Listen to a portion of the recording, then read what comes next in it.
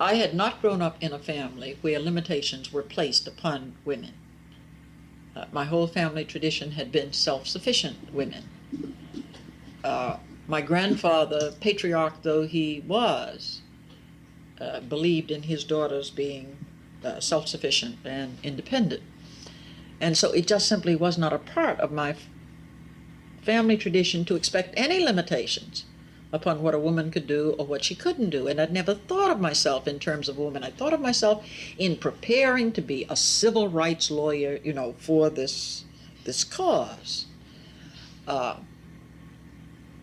And I had not been in school, I guess, in 2 or 3 days. Professor Robert Ming, the late Robert Ming, said kind of, I couldn't tell whether he was kidding or whether he was being sarcastic or what, but he said, "Oh, we don't know why women come to law school anyway, but since you're here, you know, now, however you take it, one has to respond. I mean, you can't just say that this is really kidding."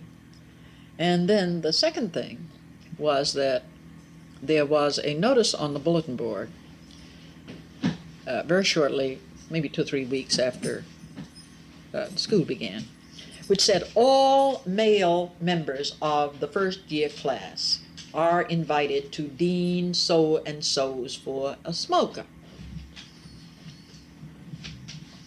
There were only 2 females in the entire school, one of which was myself. And I was so stunned. You know, I couldn't imagine, what is all this? And so I raised the question.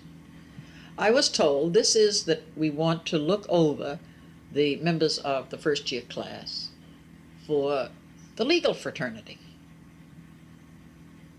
Well, if it's a legal fraternity, why am I not eligible?